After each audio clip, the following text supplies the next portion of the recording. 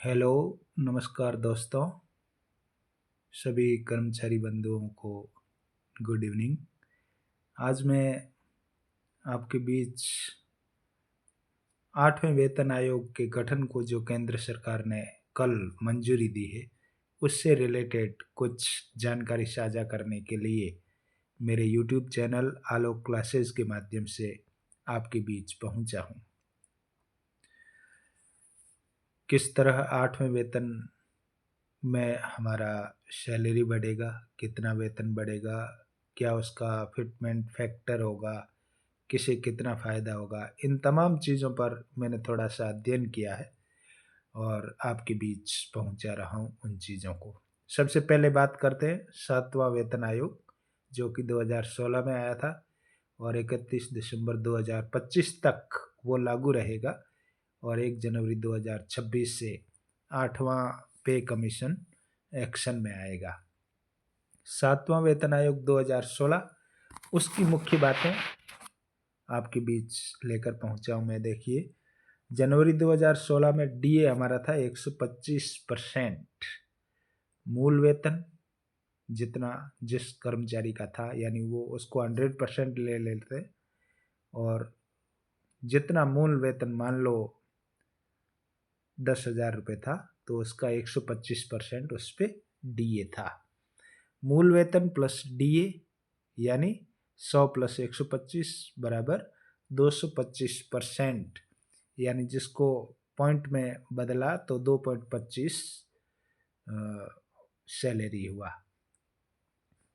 केंद्र और राज्य सरकार ने 14.3% की वेतन वृद्धि की थी उस समय।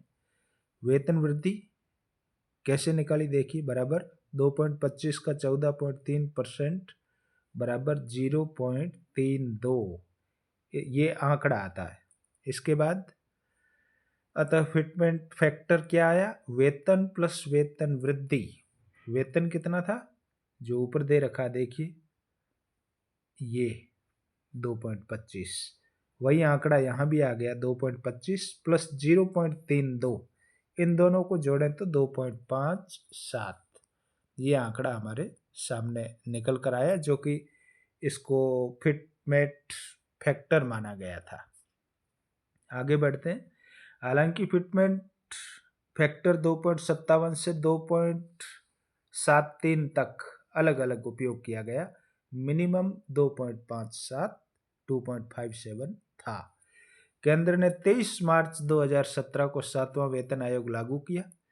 इस समय जुलाई 2016 व जनवरी 2017 का डीए क्रमशः 2% व 4% या 6%, दोनों को मिलाकर 6% हो गया था। मतलब एक बार जुलाई 2016 में 2% और जनवरी 17 में 4%, दोनों डीए मिलाकर 6% हो गया था।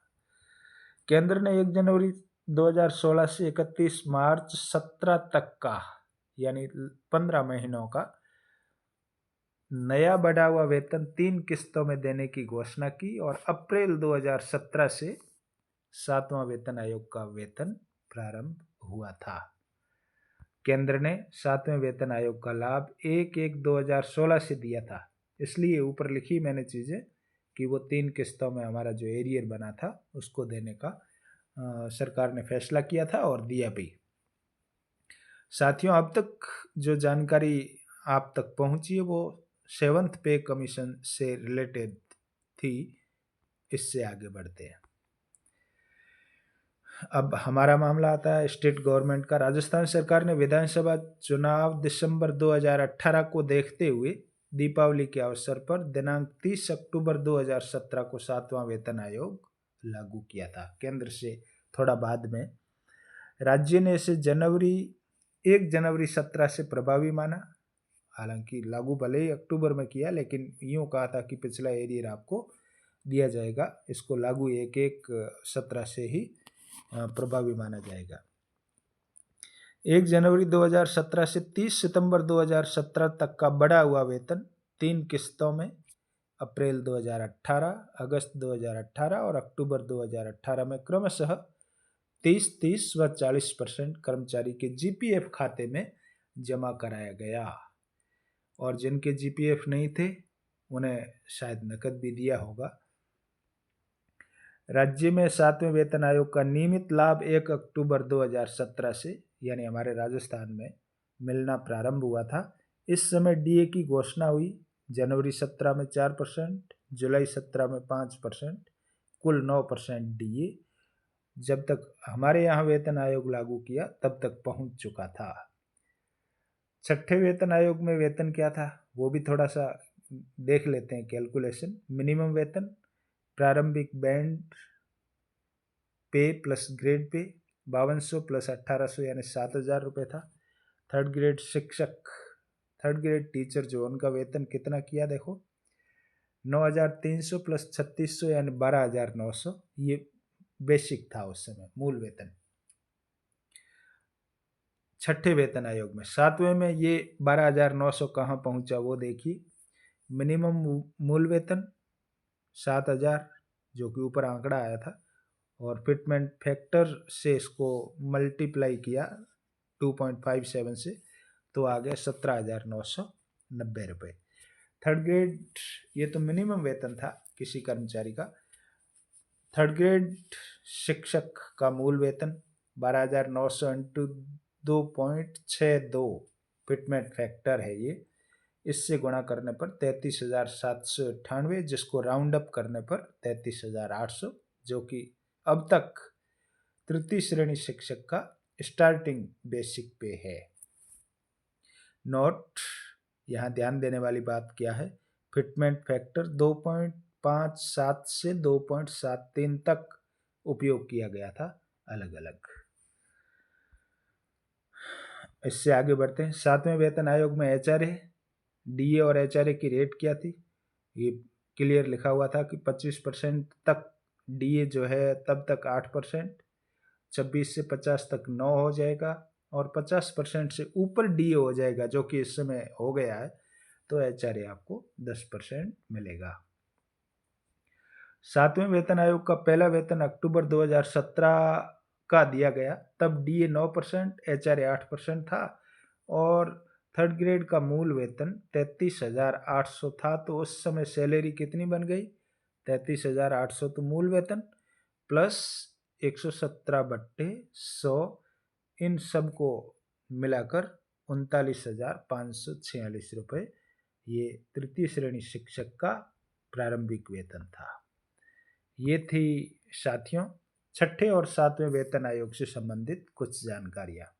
अब हमारा 8th पे कमीशन जिसको मंजूरी दी है केंद्र सरकार ने कल ही, उसमें क्या होगा देखिए 2026 में आएगा। 8वां वेतन आयोग केंद्र 1 जनवरी 2026 से ही प्रभावी करेगी, चाहे वास्तविक रूप से जुलाई 2026 से लागू हो या इससे भी थोड़ा और आगे चला जाए वो अलग बात है, परंतु पीछे का एरियर मिलेगा। वर्तमान डीए 53% है, परंतु जनवरी 2025, जुलाई 2025 और जनवरी 2026 का डीए लागू होने पर कुल डीए 62% हो जाएगा। यानी 3% भी माने हम तीनों किस्तों को तो 9% और जुड़ जाएगा, ऐसे मिलाकर 62% हो जाएगा।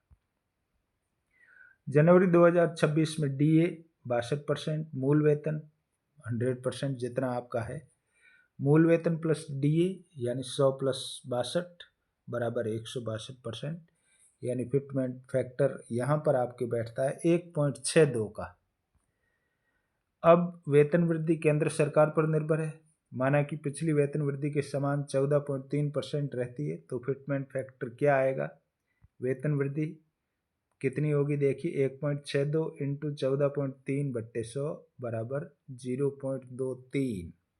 अतः फिटमेंट फैक्टर क्या आएगा, सैलरी प्लस वेतन वृद्धि, सैलरी हमारी 1.62 थी और वेतन वृद्धि 0.23, यानी दोनों को ऐड करेंगे जोड़ेंगे तो 1.85 आता है। आगे बढ़िए। 8वां वेतन आयोग राजस्थान में कब लागू होगा, जिसकी अपन केवल अनुमान लगा सकते हैं, केवल कल्पना कर सकते हैं, अभी तो वास्तविक काम तो सरकार का वो करेगी। 7वें वेतन आयोग के अनुसार मार्च 2027 में केंद्र लागू करेगी लेकिन केंद्र 1/1/2026 से बढ़ा हुआ वेतन का एरियर देगी, ऐसा अनुमान है। राजस्थान सरकार विधानसभा चुनाव दिसंबर 2028 को देखते हुए दीपावली के अवसर पर, जैसा पिछले वेतन आयोग में किया था, संभवतः उसको रिपीट कर सकती है, अक्टूबर 2027 से लागू करेगी। राज्य 8वां वेतन आयोग 1/1/27 से प्रभावी मानेगा और 1/1/27 से 31 अक्टूबर 27 तक का एरियर भी दे सकती है सरकार। ये सारे अनुमानित बातें मैंने आपको बताई है, आधिकारिक जानकारी नहीं है। राज्य में 8वां वेतन आयोग नवंबर 2027 से नियमित लागू हो सकता है। 1/1/2027 से डीए पुनः 0 से शुरू होगा। जनवरी 27 में डीए 3%, जुलाई 27 में फिर 3%। अतः नवंबर 2027 में 8वें वेतन आयोग की पहली पूर्ण सैलरी आएगी राज्य कर्मचारियों के लिए, तब डीए 6% और एचआरए 8% होगा। और जानकारी देखिए, 1/1/2027 में वेतन कितना होगा। मिनिमम मूल वेतन, पिछला मूल वेतन इंटू फिटमेंट फैक्टर, पिछला 17,700 इंटू 1.85, दोनों मिलाएंगे तो 32,745, यानी 32,700 रुपये राउंड अप करने पर ये मिनिमम मूल वेतन किसी सरकारी कर्मचारी का होगा। स्टार्टिंग जो कि 17,700 था 7वें वेतन आयोग में, 8वें में हो जाएगा 32,700। अब पुनः तृतीय श्रेणी शिक्षक का मूल वेतन कितना हो जाएगा, जो कि 7वें वेतन आयोग में 33,800 है। इसको इंटू 1.85 से करेंगे तो 62,530, राउंड अप करने पर 62,500 रुपये। 1/1/2027 को डीए 0%, एचआरए 8% है। अतः 1/1/2027 को नेट सैलरी क्या आएगी, 62,500 इंटू 108/3200, यानी 67,500 रुपये तृतीय श्रेणी शिक्षक का मूल वेतन हो जाएगा। और आगे बढ़ते हैं। नवंबर 2027 को 8वें वेतन आयोग की थर्ड ग्रेड टीचर की सैलरी क्या होगी। पहला इंक्रीमेंट 1/7/2026 34,800, हमारा उस समय मूल वेतन जो 33,800 था वो पहला इंक्रीमेंट लगने पर इतना हो जाएगा। दूसरा इंक्रीमेंट 1/7/2027 35,800 हो जाएगा। और 1/7/27 से नया मूल वेतन 35,800 इंटू 1.85 66,230, यानी 66,200। नवंबर 2027 में क्या है, मूल वेतन 66,200, एचआरए 8%, डीए 6% मिलाकर, दोनों 14% मिला के कितना हो जाएगा नेट सैलरी, 66,200 इंटू 114/100 75,468 रुपये। नोट, यहाँ ध्यान देने वाली बात क्या है, 8वें वेतन आयोग में फिटमेंट फैक्टर 1.62 तो फिक्स है, फिर एक्स्ट्रा वेतन वृद्धि के प्रतिशत पर भी निर्भर है। हालांकि ये आधिकारिक जानकारी नहीं है, एक अनुमानित, एक काल्पनिक गणना मेरे द्वारा की गई है। आप सब बंधुओं को कैसी लगी कमेंट बॉक्स में टिप्पणी अवश्य करना। और यदि आप पहली बार मेरे चैनल पे आए हैं तो प्लीज़ चैनल को सब्सक्राइब अवश्य करना, लाइक शेयर करना भी ना भूलें। धन्यवाद।